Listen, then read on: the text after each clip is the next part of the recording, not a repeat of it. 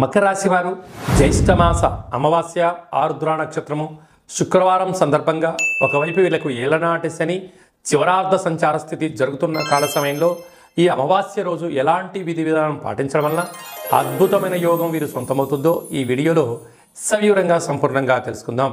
మకర రాశిలో ఏ నక్షత్రాలు వస్తాయనగా ఉత్తరాషాఢ నక్షత్రంలోని 2, 3, 4 పాదాలు, శ్రవణ నక్షత్రంలోని 4 పాదాలు, ధనిష్టా నక్షత్రంలోని 1, 2 పాదములు కలిపితే మకర రాశి అవ్వడం జరుగుతుంది.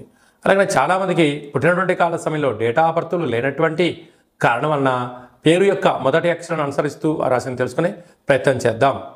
బో, జా, జీ, జూ, జే, జో, ఘ, గా, గి అక్షరాల వందుడు మకర రాశి జాతకులే.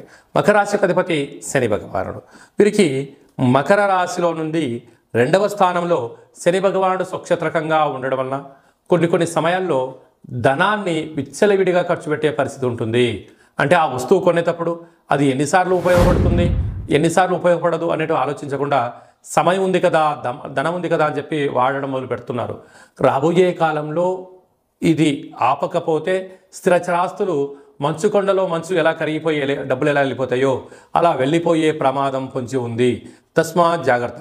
తృతీయ స్థానంలో రాహు సంచారం చేయడం వల్ల దయచేసి తల్లిదండ్రుల మాట, గురువుల మాట, మీ క్షేమాన్ని గురించి ఎవరైతే చెప్తే వారిని వీరే ప్రయత్నం చేయండి.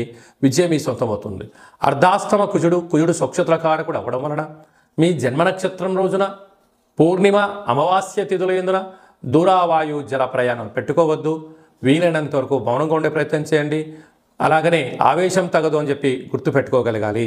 పంచమ స్థానంలో గురు సంచార స్థితి ఉండడం వలన విద్యలో, ఉద్యోగంలో, వివాహ తదనంతరము సంతానము, విదేశీయానము యోగదాయకం అని చెప్పి గమనించాలి.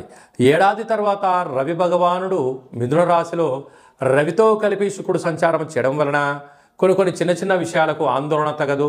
వర్షాకాలం కనుక సీజన్లకు వచ్చే వ్యాధులు వచ్చే అవకాశాలు ఉన్నాయి. కనుక ఇలాంటి కాల సమయంలో సరైన తిండి, గోరువెచ్చని నీరు, తగు వ్యాయామం, నడక అవసరం అని చెప్పి గుర్తుపెట్టుకోవాలి. లేకపోతే దీర్ఘకాలిక వ్యాధులు వచ్చే అవకాశాలు ఉన్నాయి. సప్తమ స్థానంలో బుధ సంచార స్థితి ఉండడం వలన నూతన వ్యాపారాలు, పెట్టుబడులు, ఆకర్షణ విధానము అన్నింటా విజయం మీ సొంతం కాబోతుంది.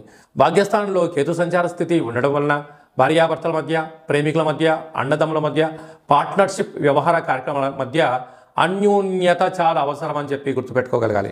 కనుక ఈ అమావాస్య ఆరుద్ర నక్షత్రము శుక్రవారం రోజు రావడం వలన లక్ష్మీదేవి అమ్మవారికి పంచామృతములతో అభిషేకము, వెంకటేశ్వర స్వామికి తులసిమాల, కాలాన్ని శాసింపజేసే శక్తి కాళభైరవుడికి ఉంటుంది. కనుక కాళభైరవ స్వామి యొక్క స్మరణ, కూష్మాండ దీపము లేక నారికేల దీపము, ఒక సౌభాగ్య ముడుపు, కాళభైరవ హోమంలో పాల్గొనడం వలన గ్రహ దోషాలు తొలగి గ్రహ యోగం కలిగి మీరు అనుకుంటున్న దాంట్లో అన్నింటా విజయం మీ సొంతమవుతుంది.